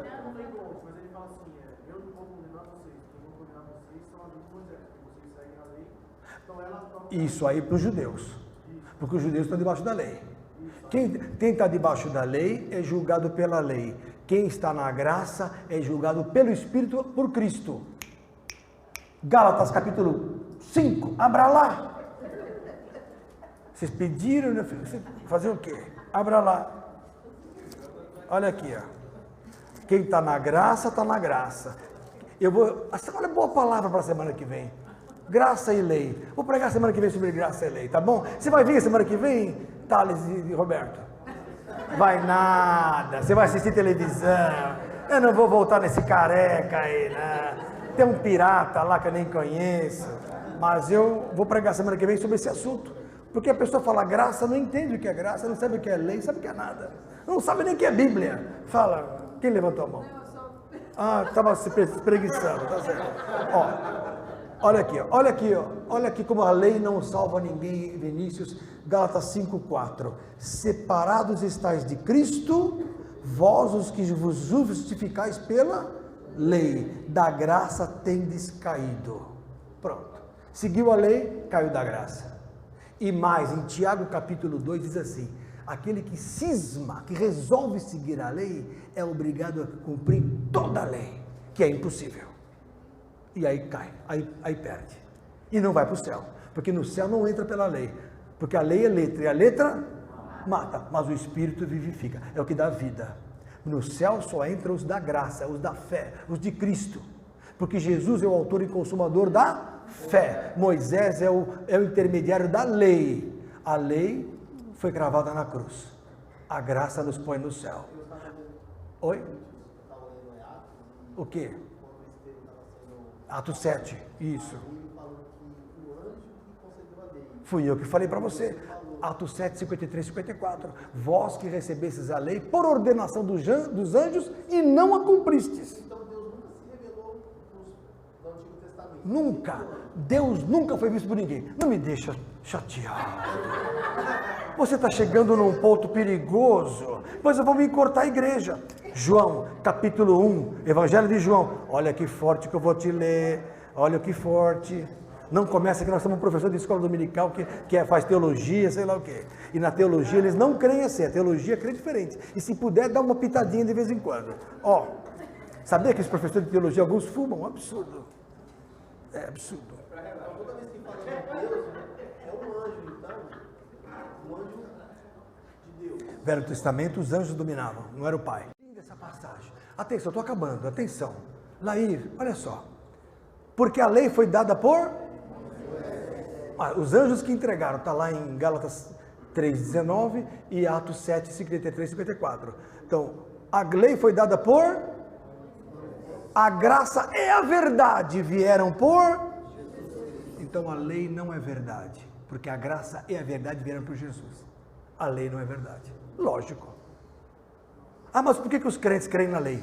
Porque gostam da lei, porque são cegos.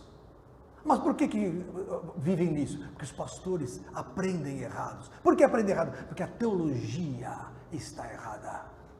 Acabou. Qualquer coisa, fale comigo. Olha aqui, ó, verso 18. Verso 18. Deus nunca foi visto por alguém. Ué, mas Deus não apareceu para Salomão 2 vezes? Deus não comeu vitela com Abraão? Só vou ler uma coisa, vou ler a Bíblia, você vai pensar em casa. Deus nunca foi visto por alguém. O Filho unigênito que está no seio do Pai, este o fez conhecer. Quer conhecer o Pai? Olha para quem? Jesus. João 14, 6. Abra lá. Vamos lá. Você anota tudo e vai estudar em casa, você não vai dormir essa noite. Eu falei que é diferente aqui, Leonardo, você veio no Marapuca, você devia ficar lá com o Gumer que aceita Jesus e tudo bem, e acabou, tá bom. Mas aqui de quinta-feira é estudo bíblico, né? Não é culto. Fala, irmão. Quando está escrito assim que a lei era como se fosse um tutor.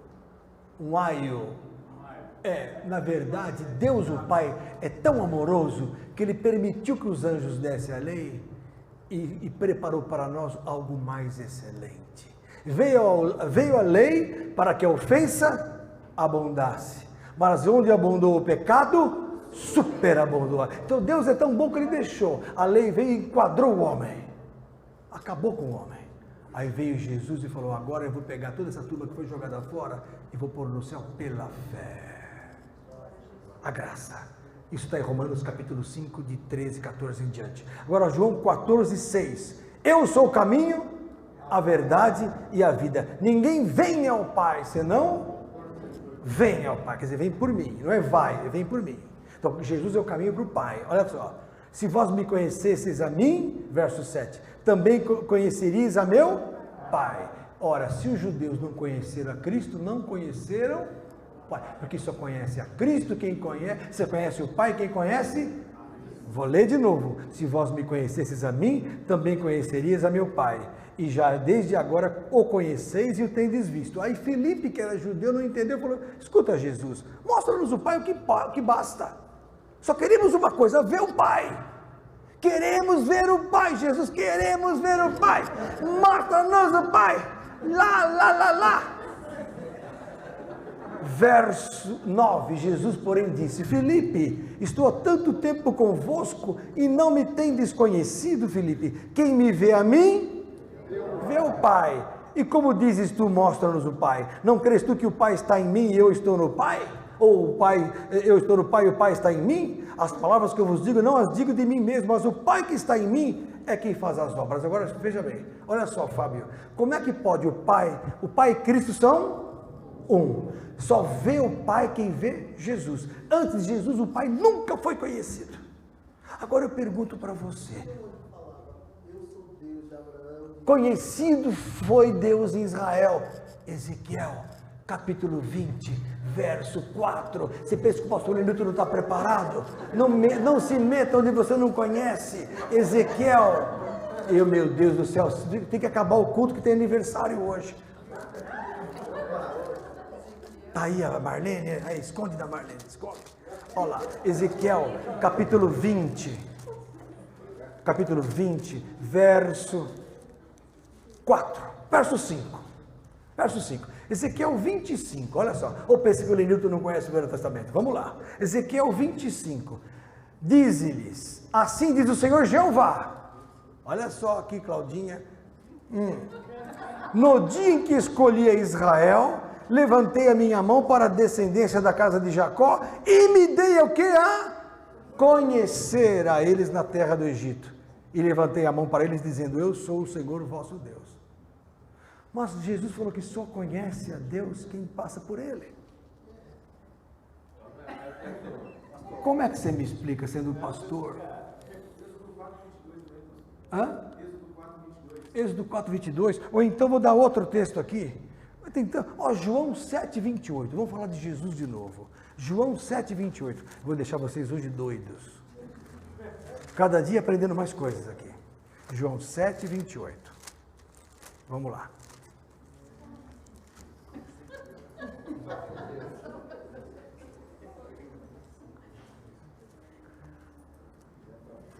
Olha só que forte essa aqui, Marcos. João 7:28. Clamava, pois, Jesus no templo, dizendo e ensinando, como eu estou ensinando vocês. Jesus ensinava a eles: vós me conheceis e sabeis de onde eu sou. E eu não venho de mim mesmo, mas aquele que me enviou é verdadeiro, o qual vós não conheceis. O povo de Israel não conheceu o verdadeiro Deus, o Pai de Jesus. Mas em Ezequiel 25, Jeová fala: eu me dei a conhecer a Israel. Como é que fica? Só que Jesus fala: vocês não conhecem o verdadeiro. A teologia está longe.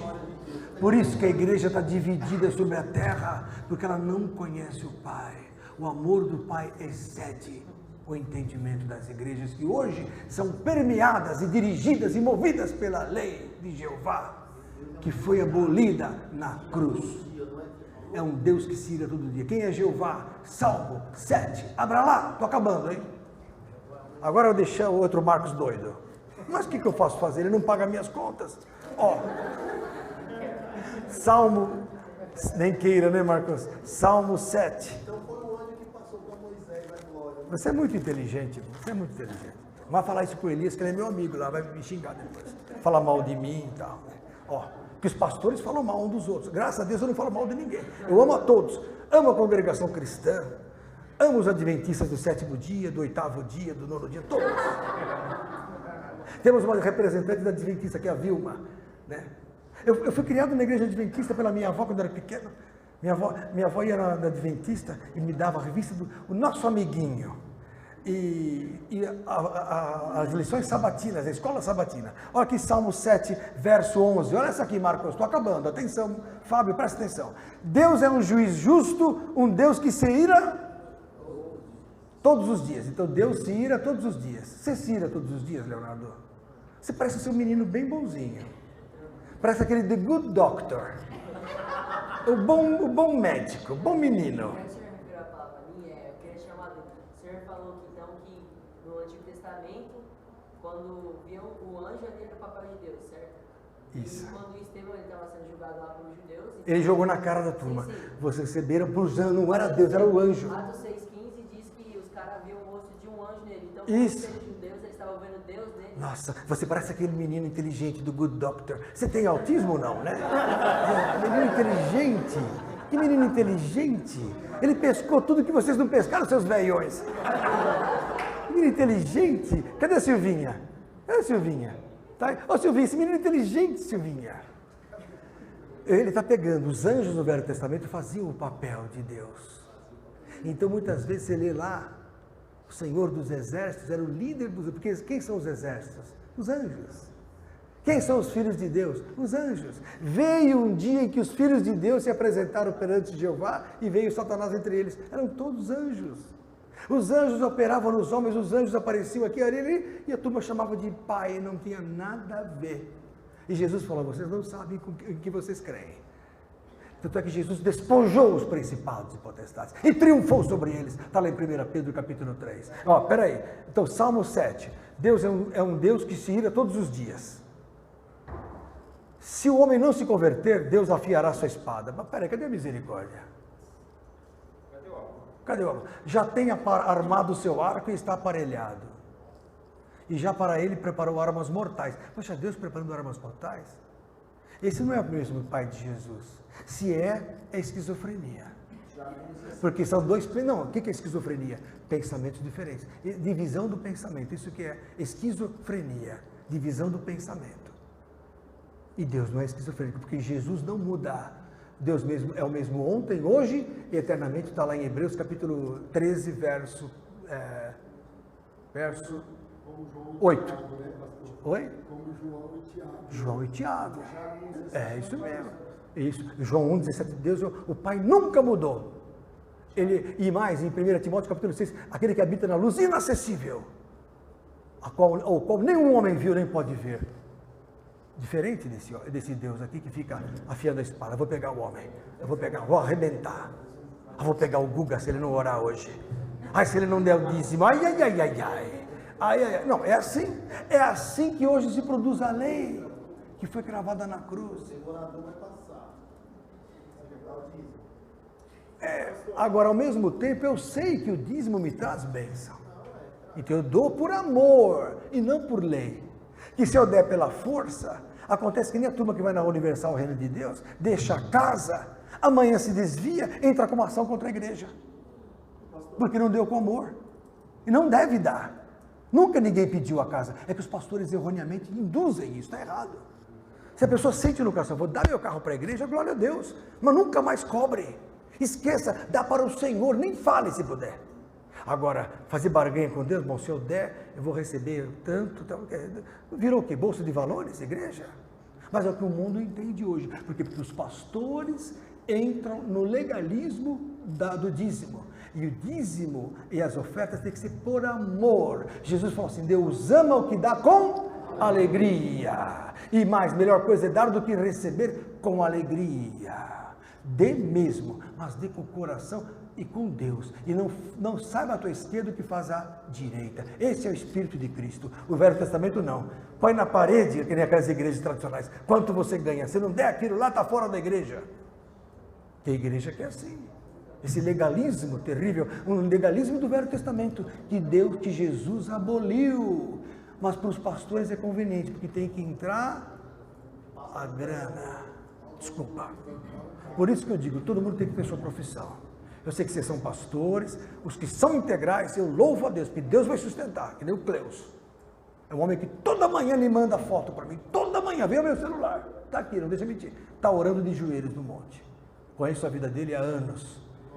Ouve minha palavra há anos e tem igreja, independente, na cidade dele, mas nos ama, e nós o amamos. É diferente. Agora, tem pastor que quer viver bem da igreja, que tem uma vida, se puder encher o jatinho de gasolina verde e pôr no Jaguar tem que ser a gasolina azul.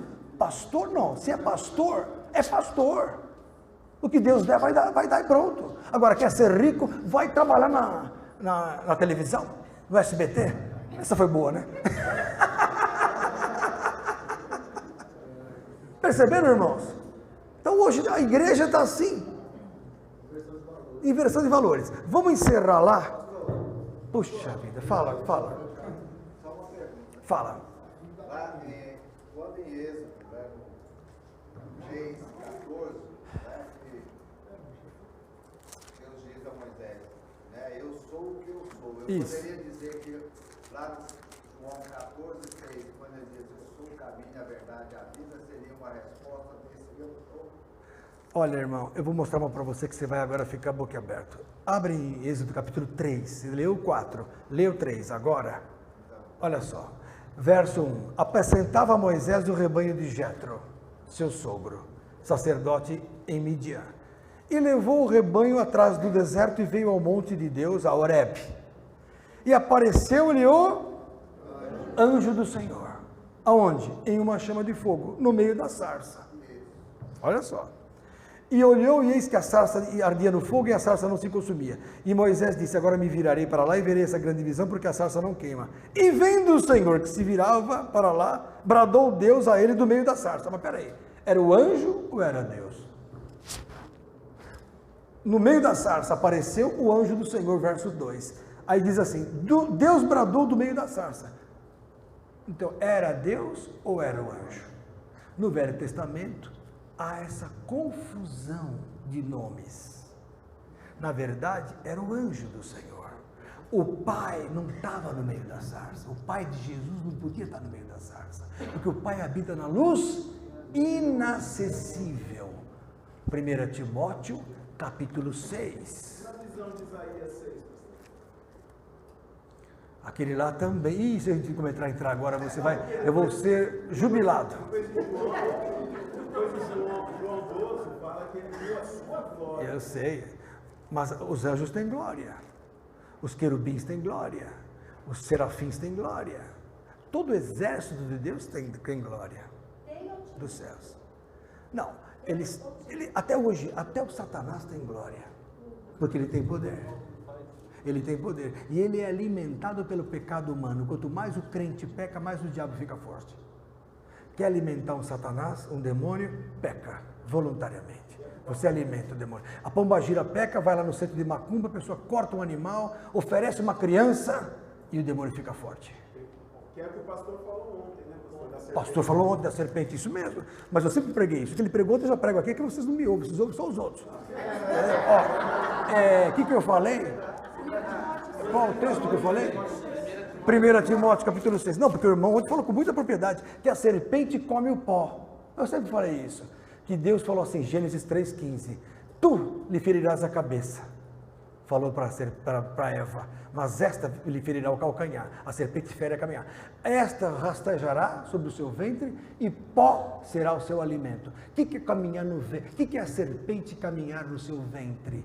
É viver da carne, da carnalidade. O que é ventre? É o comer, é o sentir, é o curtir, é o sexo, é a glutonaria, é a bebedice, é tudo que me satisfaz. A serpente vive disso e se alimenta do pó. Quem é o pó?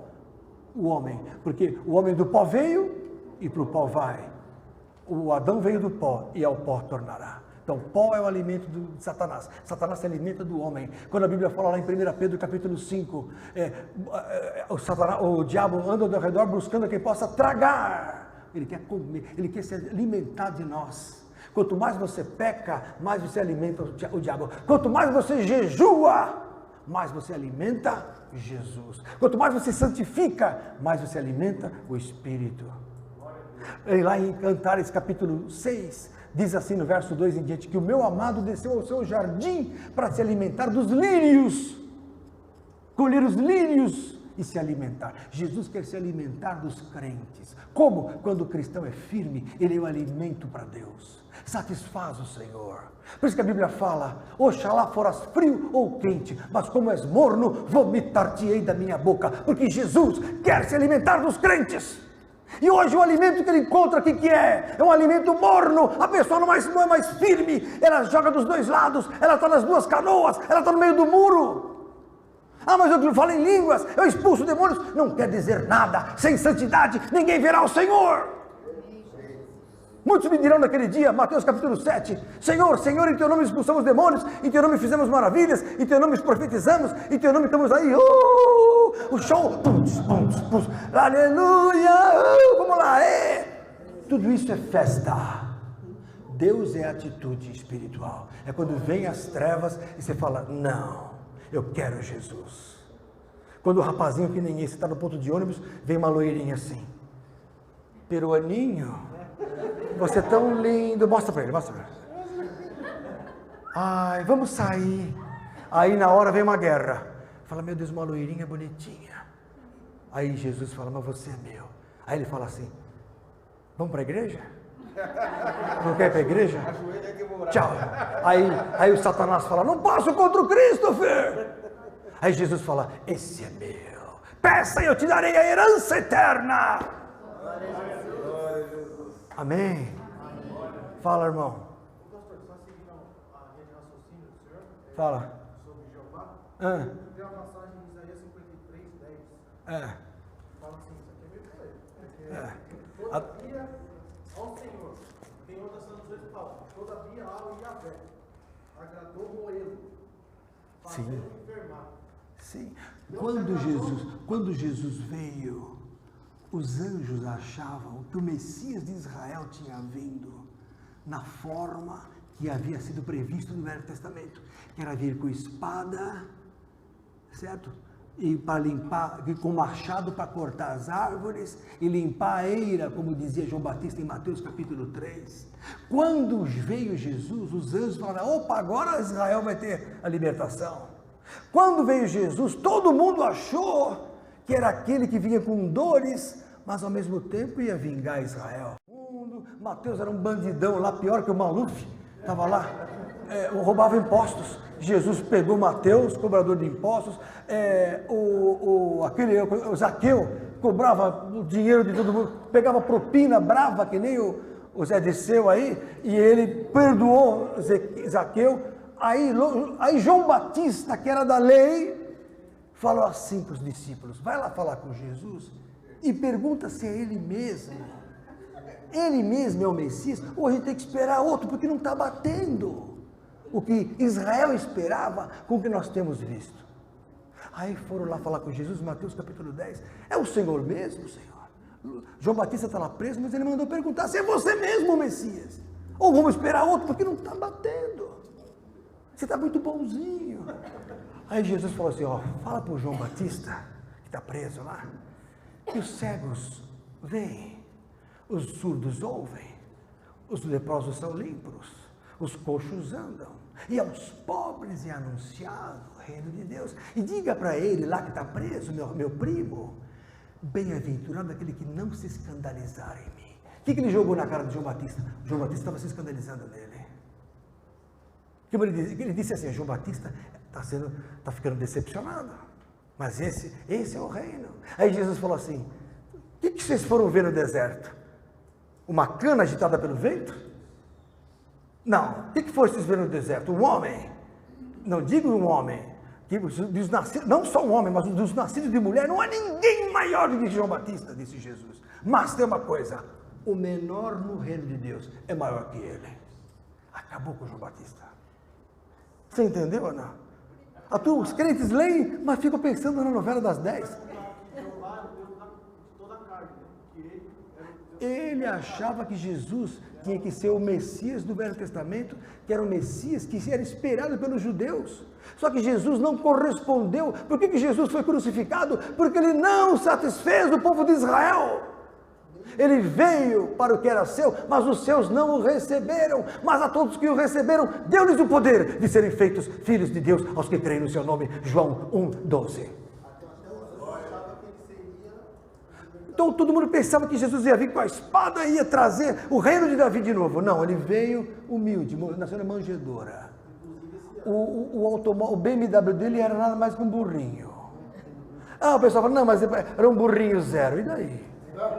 Tem romizetazinha zero também, tem calói zero, tem tudo zero. Mas não é assim, Jesus era humilde. Jesus falou assim, segui a mim, que sou humilde de coração. Mas ele era rico, Jesus era pobre. Jesus falou assim, o filho do homem não tem onde reclinar a cabeça, Mateus 8. Hoje os pastores têm cismam de falar que Jesus era o melhor. Tal. Não, Jesus andava com os pobres. Se eu for andar com as 5 pessoas melhores que eu não vou andar com os pobres. A psicologia moderna, cristã, Diz o seguinte: você é o resultado das 5 pessoas que você anda mais. Então diz os coaches: ande só com os melhores. E os piores, com quem ficarão? Se Jesus andava só com os piores, Jesus andava com os bandidos, Jesus andava com as prostitutas, Jesus andava com os leprosos, Jesus andava com os vagabundos. E hoje os coaches dizem assim: você tem que andar com gente fina, não pode andar com pobre. Não, você tem que andar com os humildes, porque Jesus veio para os pobres. Tiago 2:5, abra lá, eu estou encerrando. Não, mas isso não dá ibope, porque dá ibope é encher 5.000 pessoas no estádio e cobrar, aí dá ibope. Tiago, capítulo 2, Tiago 2, verso 5, não, eu quero ver Bíblia, o resto é poesia, o resto é psiquiatria, psicologia, psicoterapia, isso está cheio, é só comprar o livro aí do Augusto Cury, não precisa mais nada. Tiago 2:5, eu quero ver Bíblia, olha o que a Bíblia fala, meus irmãos, atenção você, Enio, que vive nas coisas por aí, Tiago 2:5, ouvi, meus amados irmãos, porventura não escolheu Deus os pobres deste mundo para serem ricos na fé? Se eu tenho que andar com os ricos, Jesus escolheu os pobres desse mundo para serem ricos na fé e herdeiros do reino que prometeu aos que o amam. Então cuidado com o que pregam por aí, que você tem que ser um ricaço, porque não sei o quê. Você tem que se dar bem na vida, mas não perca a visão de que Jesus ama os pobres desse mundo, os humildes, os coitadinhos, as criancinhas. Não perca essa visão. Este é o reino de Deus. Quando a um desses pequeninos, meus irmãos, fizeste, a mim o fizeste. Naquele dia nós vamos ter muita surpresa. Vinde a mim, benditos de meu Pai, possuí por herança o reino que vos está preparado desde a fundação do mundo, porque tive fome, me deste de comer, tive sede, me deste de beber, estava nu, me vestiste, estava preso, me visitaste, estava no hospital, foste visitar-me, fostes ver-me, mas quando que eu fiz isso? Quando um desses pequeninos, irmãos, humildes, pobres, que não são os melhores oficialmente para você andar, mas sou eu na vida deles. Isso tem que ser pregado nos coaches desse mundo. Chega de mentira. O evangelho está sendo desviado para uma situação de autoajuda. A ajuda é Jesus. A ajuda chama-se Cristo em nós, esperança da glória. Esse é o evangelho que eu creio. O resto é balela. Balela. 33 anos pregando. Eu prego há 33 anos. Outro dia eu achei uma pregação minha de 1986. Pregando a mesma coisa. Fala, irmã. Lá em Apocalipse, se eu não me engano, é o 2, Jesus ele também fala numa das cartas para uma das igrejas que ela pensa que é pobre, mas que na verdade é rica. Isso é a carta de Jesus para Esmirna. Porque as cartas de Apocalipse são cartas das igrejas. São 7 igrejas do Apocalipse, 7 cartas, são 7 fases da igreja cristã. A igreja de Esmirna é a mais humilde, é a mais pobre. Mas ele fala assim: eu sei que tens nome de que és pobre, mas vós sois ricos. Por quê? Porque é rico na fé, é rico no espírito. A pobreza não está na riqueza, ou de ter dinheiro ou não ter dinheiro, está no espírito. Jesus falou assim para aquele homem rico: se queres ser perfeito, vai, vende tudo que tem, dá aos pobres e terás um tesouro no céu. Pois vem e me segue. Aí o homem rico falou o quê? Esse maltrapilho para mandar eu vender tudo. Por quê? Quem me deu foi Jeová. Quem me deu foi a lei, porque ele era um homem que cumpria a lei. Porque ele chegou para Jesus e falou: mestre, Mateus capítulo 19, que farei para herdar a vida eterna? Aí Jesus percebeu o jogo e falou: segue os mandamentos. Aí o menino: quais? Aí Jesus: amar o teu Deus, amar o teu próximo, não matar, não roubar, ama pai e mãe, tudo isso. Aí o menino falou assim, rindo: tudo isso tenho feito desde a minha mocidade. Como dizer, por isso que Deus me abençoa, porque no Velho Testamento quem seguia a lei era abençoado com bens materiais. Tanto é que o judeu até hoje, quando o judeu está na pior, o outro judeu fala alguma coisa fez de errado. Por isso que está na pior. Então os judeus se ajudam, porque se ele estiver na pior, depois o outro ajuda. Então um ajuda o outro, é bíblico. Tudo bem, Velho Testamento. Mas Jesus falou assim: Bom, moço, você quer ser perfeito? Quer ser filho de Deus? Vai, vende o que tens, e vem e me segue, terás um tesouro lá em cima. Aí o homem foi embora triste, porque tinha muitas propriedades. Aí Jesus falou assim, é difícil um rico entrar no reino dos céus. Mas o rico que Jesus falou não é de rico de dinheiro, é o rico de quê? A riqueza que ele achava que era orgulho. Então eu tenho porque Deus me deu. E não é assim. O que é meu é do Pai. Por isso que eu digo, você está sempre preparado para dar. Porque quanto mais você dá, mais você é abençoado. O Silvio Santos é abençoado no Frequenta Igreja, porque ele dá dízimo, certo, Ivani? A Ivani é cunhada do Silvio, só para vocês saberem. Quem não sabe é minha amiga, e me conhece, sempre preguei isso. O Silvio Santos é abençoado porque dá dízimo, conhece a verdade, porque o dízimo é abençoa a pessoa. Dá, quanto mais você dá, mais você recebe. Pastor, Fala. pensei aqui agora que Jesus ele pode ter pedido para esse jovem rico por causa daquele versículo que fala onde está o teu tesouro, aí estará também o teu coração. Sim, onde está o teu coração estará o teu tesouro. É isso mesmo. Também, tudo tem a ver. Jesus nunca se contradisse. Amém, irmãos? Olha só, vocês estão aqui há 2h15 sem sono, acordadíssimos, querendo mais. Então a semana que vem, se não tiver nenhum evento lá, a gente desce para encher aquele culto lá. Vocês têm que trazer mais amigos, parentes, vizinhos e quem gosta de briga espiritual. Traz!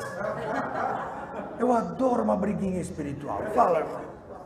Então, disso tudo, vamos colocar. Vou acabar agora, hein? Se pregarmos essa realidade, nós vamos ser excluídos do sistema da igreja. Olha, você é mais de Deus que imaginava. Você é mais de Deus. Por isso que o pastor Lenilton vai devagar. Percebeu? Eu vou devagar, querendo trazer a verdade, mas ao mesmo tempo abençoando os anjinhos que a turma gosta. Amém? Entendeu? Vamos ficar de pé. Fala. Estamos no leitinho. Paulo fala assim, vós já deveríeis comer manjares, lá em Hebreus capítulo 5. Mas como sois meninos, precisa ainda do leite. Amém? Quem gostou, levanta a mão. A nossa visitante gostou hoje, sua esposa? Ela falou assim, meu Deus, onde meu marido me trouxe? Porque ela estava louca para saber onde você vinha de quinta à noite. Ela falou, deixa eu ver se é verdade esse culto aí. Insistiu muito, ele falou, tem que ir. Olha só. Porque assim, ele escuta muita pregação de outros pregadores, de outras pessoas, né? E quando a gente vai no culto, ele fala, você não lê, eu falo que eu sou realista, eu não sou de ler muita Bíblia, mas eu escuto muito por conta dele. E aí quando você vai na igreja, o pastor Vitor é uma pessoa crítica, porque eu não vejo a realidade naquilo que aquele pregador está trazendo. Então eu fico crítica nisso. Então vamos lá na quinta, você vai ver o pastor ler. Mas você pode ir no meu consultório, que eu sou igual. Você pode vir de domingo aqui, que eu sou igual. Está aqui minha família. Eu tenho com minha filha aí. Eu tenho uma senhora que é minha assistente pessoal, uma diaconisa na minha casa. Cadê a dona Zeni? A dona Zeni, levanta a dona Zeni. Essa mulher ora por mim 24 horas por dia. Dona Zeni, não me deixa mentir, uma humildade em pessoa. Trabalha comigo já há 10 anos na minha casa, ou mais, sei lá, 11 anos já. 11, né? 11 anos comigo, dona Zeni. Então, eu estou aqui, ó, blindado com aqueles que me amam. Apóstolo Cleus, ora por mim 24 horas. Está aqui, ó, estão comigo há mais de 20 anos. 23 anos, para ser bem preciso, a Cláudia passou comigo a primeira vez, 95 e 96. Está aqui comigo. Meu querido irmão militar, oficial do Exército Brasileiro, ele é meu guia, que está me protegendo. Se houver um ladrão, ele vem me ajudar. Está aqui. Amigo, há anos me segue. Então eu tenho, há 18 anos, eu tenho aqui então pessoas que estão comigo há anos. Então, irmã querida, não é uma situação nova, pastor Lênia. Eu prego a mesma coisa há 33 anos. Amém? Amém. Deus abençoe você que nos assistiu em nome de Jesus. Amém.